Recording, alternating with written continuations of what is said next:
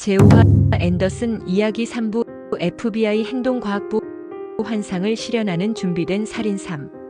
이 이야기는 FBI가 수사한 사건을 기초로 한 영상입니다. 반드시 미국에서만 일어나는 범죄가 아니며 최근 한국에서도 흉악한 범죄와 사이코패스에 의한 예전에 없었던 인간의 본성을 잃은 잔인한 범죄를 소개함으로써 선량한 시민이 살아가는데 안전에 조금이라도 도움이 되었으면 합니다. 전편에서 젊고 아름다운 여성 파이퍼 파츠가 집에서 두 아이가 보는 상황에서 극악한 인간 앤더슨에게 납치되어 성폭행과 잔인하게 살해되어 무참히 생을 마감하게 됩니다.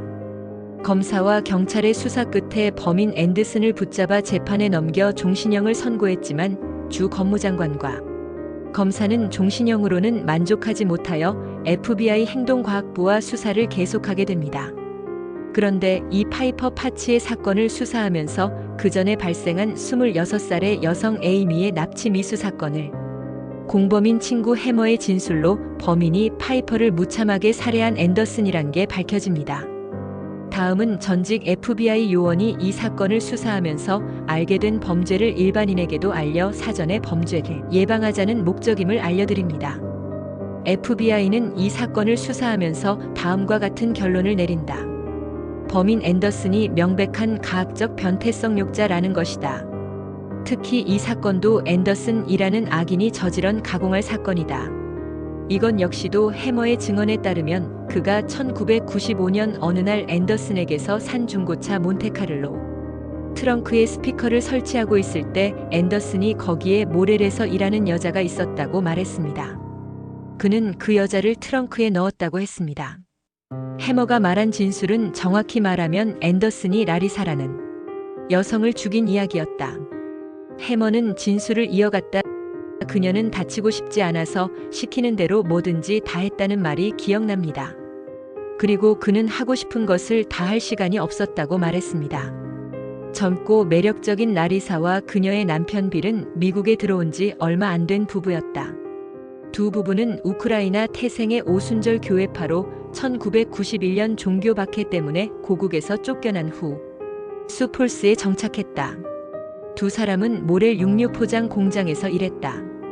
남편 빌은 나중에 카펫을 까는 새 일자리를 구했지만 라리사는 계속 모렐에서 일했고 주로 밤 근무를 하다가 앤더슨을 알게 되었다. 이 비극의 씨앗은 범인 앤더슨이 희생자 라리사가 다니는 육류 포장 공장의 경비로 근무하고 하면서 야간 일을 하는 라리사를 오랜 시간 노리고 있었다. 1994년 여름 라리사는 별다른 이유 없이 자신의 차 타이어에 계속 펑크가 나서 괴로워하고 있었다. 생각해보면 자동차에 펑크를 내는 인간이 누구인가를 짐작이 갈 것이다. 그녀가 몰던 다찌 캐러밴은 거의 하루 걸러 한 번씩 펑크가 나는 것 같았다. 그해 8월 26일도 다르지 않았다. 사건이 일어난 후 라리사의 남편은 그날 치과 의사가 마침내 치열 교정기를 빼주었기 때문에 그녀가 무척 기분이 좋았다고 말했으며 라리사는 마지막 통화에서 남편에게 이렇게 말했다. 당신은 내가 얼마나 예뻐졌는지 상상도 못할 거야. 라리사는 당시 임신 2개월째라고 남편은 말했다. 그녀의 남편이 집에 돌아왔을 때 라리사는 이미 출근해서 모렐 공장의 조립 라인에서 일을 하고 있었다.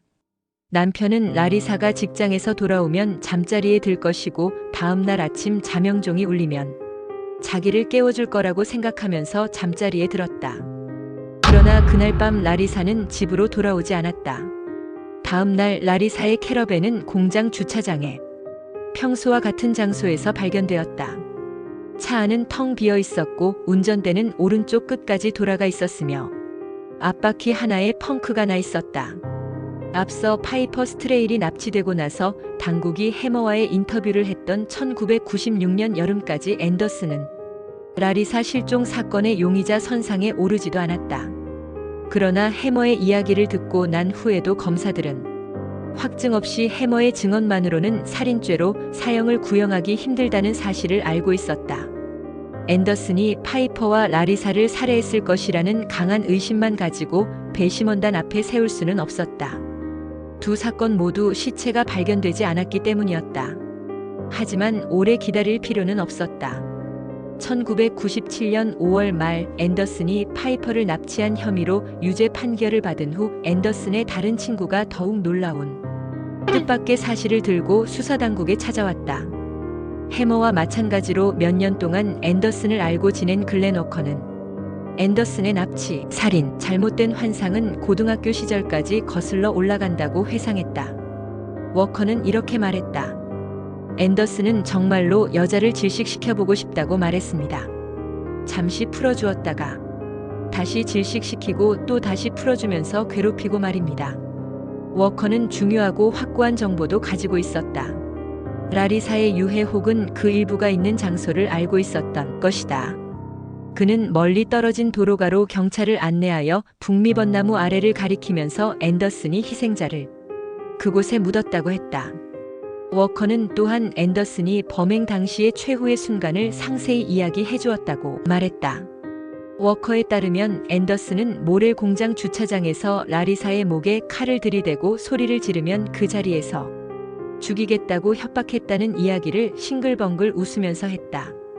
워커는 앤더슨이 라리사를 차에 태우고 시골로 데려가 4-5번 강간했다고 말했다. 라리사는 저항하지 않았지만 목숨을 살려달라고 애원하며 임신 사실을 말했다. 살려보내주기만 한다면 성폭행 사실을 누구에게도 말하지 않겠다고 약속했다. 그러나 워커가 당국의 한 증언에 따르면 앤더슨은 라리사를 살려보내주는 대신 도관 테이프로 코와 입을 막은 후 그녀가 실식하며 고통스러워하는 모습을 지켜보았다. 그런 다음 그는 덤불 아래에 그녀를 묻었다. 법의학팀은 그곳에서 라리사의 허리띠와 신발 일부 흩어진 유해 조각을 발견했다. 1997년 7월 법무장관 바넷은 해머와 워커의 증언, 그리고 발견된 라리사의 일부 유해를 결정적인 근거로 앤더슨을 살인 혐의로 기소할 충분한 증거를 모았다고 확신했다. 하지만 얼마 지나지 않아 앤더슨이 스스로 궁지에 빠질 줄은 법무장관 바넷조차도 몰랐다. 앤더슨이 스트레일 부인을 납치한 죄로 실형을 선고받은 지 한 달 후 사우스다코타 교도소의 독방감금 구역에서 앤더슨과 같은 감방을 쓰던 동료가 비밀리에 당국에 접근해서 앤더슨이 자신에게 범행 사실을 털어놓았다고 전했다. 별 볼일 없는 마약 판매상이자 도둑이었던 22살의 제레미 브루너는 앤더슨과 일주일 동안 같은 방을 썼는데 그때 앤더슨이 살인에 대해 자세히 이야기한 것이 분명했다. 그는 심지어 희생자를 결박하는 수갑과 희생자에게 빼앗은 기념품들, 파이퍼 스트레이를 납치한 날 들고 갔던 9mm 권총을 숨겨놓은 곳을 지도까지 그려가며 설명해 주었다. 게다가 앤더슨은 브루너를 이용해서 자신에게 불리한 증언을 한 친구 워커를 죽이고 이 모든 살인 혐의를 다른 사람에게 뒤집어 씌우려 했다. 브루너는 전과를 꾸며내 앤더슨에게 자신이 살인미수 혐의를 벗은 적이 있다고 거짓말했는데 앤더슨이 그 말을 철석같이 믿었던 모양이다. 브루너가 꾸며낸 가짜 전과는 앤더슨에게 비밀을 털어놓을 만한 신용장 역할을 했다. 앤더슨이 저에게 어떻게 살인 혐의를 벗었는지 물어보면서 이야기가 시작되었습니다. 브루너는 나중에 이렇게 증언했다. 그의 말에 따르면 앤더슨은 연쇄살인범은 각 피해자들에게서 무언가를 하나씩 빼앗아 간직한다고 말하며 자신을 연쇄살인범으로 묘사했다. 앤더슨은 자신의 범행을 다시 이야기하며 즐기는 듯 했다. 우리가 잠을 잘 때 빼고는 그랬습니다. 브루너는 이렇게 말했다. 게다가 우리는 잠도 별로 자지 않았지요. 그는 마치 그 순간을 다시 경험하는 듯 했습니다. 브루너는 앤더슨이 적어도 범행을 실행에 옮기기 3개월 전에 라리사를 범행 목표로 정했다고 말했다. 앤더슨은 워커도 범죄에 끌어들였다. 브루너에 따르면 앤더슨은 워커가 라리사의 납치를 도왔지만 강간과 살인에 동참하는 것을 거부했다고 말했다. 워커는 집으로 돌아갔지만 나중에 앤더슨이 라리사의 시체를 트렁크에 넣은 채 워커의 집으로 찾아갔고 워커에게 자기 대신 시체를 묻으라고 시키며 범죄에 더 깊이 끌어들였다. 브루너는 앤더슨이 에이미를 납치하려다가 실패한 날 밤에 워커도 함께 있었다고 이야기했다. 워커는 나중에 라리사 납치 공모, 에이미 납치 시도, 1급 살인 및 납치 방조라는 3가지 범죄에서 유죄를 받아 30년의 형을 받았다. 앤더슨은 파이퍼 살인 사건도 자랑스레 떠벌렸다. 그는 브루너에게 납치에 성공하기 전날인 금요일 아침 스트레일 부부의 집에 찾아갔을 때 남편 벤스가 집에 있어서 깜짝 놀랐다고 말했다. 앤더슨은 다음 월요일에 스트레일 부부의 트레일러로 다시 가면서 필요하다면 벤스를 쏘겠다는 생각으로 9mm 권총을 챙겼다고 말했다. 정리하자면 악인 앤더슨은 두 여성을 거의 동시에 공격하는 잔혹성을 보였다. 또한 워커가 입을 다물고 있지 않을 거라고 생각해 주말에 2년 전 라리사를 묻었던 벚나무 아래에 다시 가보았다고 말했다. 그는 라리사 사건과 관련해 워커가 자신을 신고할지도 모른다는 불안에 물리적 증거를 없애야겠다고 마음먹었지만 완전히 없애지는 못했다. 앤더슨은 라리사의 유해를 일부 파내어 자루에 담았고 해골과 치아를 확실히 회수한 다음 운전 도중 차창 밖으로 던졌다고 브루너에게 말했다. 앤더슨은 사건의 대담함과 치밀함을 가지고 있었다. 앤더슨은 케니스토타에서 파이퍼를 납치해 떠나기 직전에 자신의 이름과 전화번호가 적힌 쪽지를 되찾았다고 기억했다. 그는 브롱코에서 스트레일 부인을 강간한 후 그녀의 눈을 똑바로 쳐다보면서 손으로 목을 졸라 죽였다고 말했다. 브루너가 전하는 바에 따르면 앤더슨은 이렇게 말했다. 중요한 것은 하기 직전의 황홀함이지. 전혀 모르는 낯선 사람이 내가 원하는 대로 움직이는 황홀함도 그렇고 말이야. 앤더슨은 미리 골라놓은 발틱 근처 강가의 사체 유기장소로 파이퍼를 데려가려는 찰나의 증거가 될 만한 물건 2개가 아직 스트레일 가족의 트레일러에 있다는 생각이 떠올랐다. 하나는 그가 놓고 온 시계였고 하나는 어린 레이선이 선물 받은 파란 텐트였다. 파이퍼 스트레일과 몸싸움을 하다가 발사된 9mm 권총 총알이 거친 털 깔개를 뚫고 트레일러 아래 땅으로 떨어졌던 것이다. 앤더슨은 피해자의 시체를 자동차 바닥에 놔둔 채 트레일러로 돌아가서 시계와 텐트를 회수했다. 그는 운전을 하면서 브롱코 창밖으로 파이퍼의 소지품 몇 개를 던져버렸다고 브루너에게 말했다. 앤더슨은 숨을 거둔 벌거벗은 나체의 파이퍼를 강에 버렸다고 말했다. 이때 앤더슨이 털어놓았다고 주장하는 증언 내용이 일부 배심원단에게 확신을 주지 못했지만 브루너는 앤더슨이 직접 그린 지도 2장을 가지고 있었고 지도에는 앤더슨의 지문이 묻어 있었기에 배심원이 인정했다. 브루너에게는 전과 기록도 있었지만 이 증언의 대가로 잠깐이나마 감옥에서 풀려났지만 그 후 메탐페타민 소지와 가짜 LSD 판매 시도로 다시 체포되어 재수감되었다. 앤더슨이 작성했다는 지도 2장 중에는 한 장은 수사관들을 미주리 주 캐자스시티에 있는 워커의 집으로 안내했다. 브루너는 자신이 그곳에서 워커를 죽이기로 앤더슨과 약속되어 있다고 말했다. 또 다른 지도는 앤더슨의 9mm 권총과 수갑이 있는 장소를 알려주었다. 앤더슨의 어머니 집 출입구 위쪽이었다. 이 은닉처에서는 희생자에게서 빼앗은 기념품, 즉 앤더슨이 파이퍼의 반지 몇 개와 라리사가 살해되던 날 걸고 있던 목걸이도 발견되었다. 앤더슨은 자신의 행동과 다른 사람과 나눈 대화를 통하여 자신의 정보를 수사당국에 제공한 셈이다. 해머가 제공한 상세한 내용에 따르면 앤더슨은 14살 때부터 이미 자신만의 연극 대본을 쓰고 있었으므로 성 아우구스티누스의 5단계 이론에 잘 들어맞는다. 앤더슨은 라리사를 살해할 당시 적어도 8년 동안 범죄를 아주 자세하게 꿈꾸어왔던 셈이다. 환상을 품는 기간이 길면 길수록 범죄자가 원하는 피해자의 특징은 더욱 구체화된다.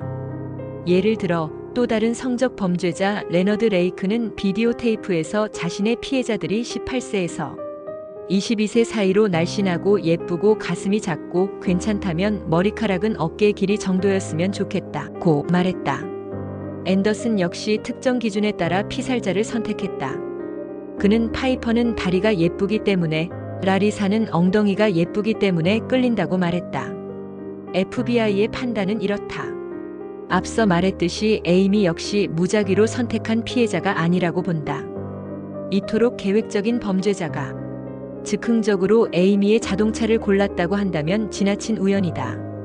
게다가 앤더슨은 납치를 시도하기 전에 에이미의 직장에 몇 번이나 모습을 드러냈다. 게다가 에이미가 그녀의 친구를 내려주기 전에 자동차가 펑크가 났다면 앤더슨과 공범은 2명 다 납치했을 거라고 판단했다. 범죄를 계획할 때 환상이 어떤 역할을 하는지 살펴보면 앤더슨이 야간 정찰을 더 간단하고 쉽게 하기 위해서 자동차를 개조한 이유도 알 수 있다. 앤더슨은 아는 사람에게 부탁해서 자동차 전조등과 후미등을 따로 켜고 끌 수 있도록 위아래로 움직이는 스위치를 달았고 차량 내부의 전구를 제거해 문을 열어도 불이 켜지지 않게 했다.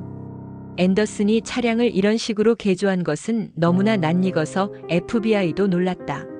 실제로 한 FBI 요원이 1970년대 중반 뉴욕 빙햄튼에서 수사할 때 야간 정찰할 일이 많았는데 수사국 수리공에게 전조등과 후미등을 각각 혹은 같이 끌 수 있도록 스위치를 부탁했다고 한다. 이 장치가 있었기 때문에 그는 야간에 범인에게 들키지 않고 오랫동안 지켜볼 수 있었다. FBI 동료들이 그 차를 배트카라고 불렀다. 그런데 앤더슨이 정의를 실현하기 위해서가 아니라 범죄를 은폐하기 위해서 비슷한 전략을 사용했다니 얼마나 소름 끼치는가. 이후 FBI는 그의 자백을 바탕으로 6건 이상의 강간 및 살인 혐의를 추가로 밝혀냅니다. 법정에서 앤더슨은 처음엔 무죄를 주장했지만 자신의 과거 발언들과 수많은 물증 앞에서 결국 자백하게 됩니다. 강간, 고문, 납치, 1급 살인 등 모든 혐의가 유죄로 인정되었습니다. 앤더슨은 결국 가석방 없는 종신형 3회와 120년형을 선고받았습니다. 그러나 그는 여전히 자신의 죄를 인정하지 않았고 FBI 요원들에게 이렇게 말했습니다. 나는 단지 내가 가진 예술을 실현했을 뿐이야. 법정에서 앤더슨은 처음엔 무죄를 주장했지만 자신의 과거 발언들과 수많은 물증 앞에서 결국 자백하게 됩니다. 법원은 그에게 가석방 없는 종신형 3회를 선고했습니다. 강간, 고문, 납치, 1급 살인 등 모든 혐의가 유죄로 인정되었습니다. 그가 남긴 고백은 FBI 행동과학부가 성적 가학 범죄자의 심리를 분석하고 향후 유사 사건을 예측하는 데 중요한 자료로 활용되었습니다. 앤더슨은 감옥에서 평생을 보내게 되었지만 그가 저지른 고통은 사라지지 않습니다. 그리고 FBI는 이 사건을 통해 한 사람의 죽음이 아니라 인간의 어두운 욕망이 어디까지 이어질 수 있는가를 보여주었습니다. 자신의 성적 욕망을 채우기 위해 젊고 아름다운 여성만을 납치하여 온갖 수단으로 고문하고 변태적 성행위를 실현하고 목숨까지 빼앗는 잔인한 인면수심에 이 사건은 끝났습니다만 우리에게 어떤 교훈을 주었을까요? 범인에 대한 분노와 희생자에 대한 안타깝고 슬픔만이 가슴에 남아 있습니다. 국적과 인종에 관계없이 모든 이에게 범죄로부터의 보호를 받아야 합니다. 부디 신께서 이들을 안아주시기를 기도합니다. 이 영상은 FBI 수사 기록과 로이 헤이즈로드의 프로파일러 노트를 참고해 제작되었습니다. 시청자 여러분의 경각심과 일상의 안전을 위해 다음 편에서는 FBI 행동과학부가 어떻게 범죄자의 심리를 사전에 포착하는지 다른 실제 사례와 함께 이어갑니다. 이 영상을 통해 선량한 시민들이 범죄로부터 스스로를 자신과 가족을 지키는데 조금이라도 도움이 되기를 바랍니다. 그러면 제6화에서 계속하겠습니다. 여러분의 많은 성원을 부탁드립니다. 구독과 좋아요도 부탁드립니다.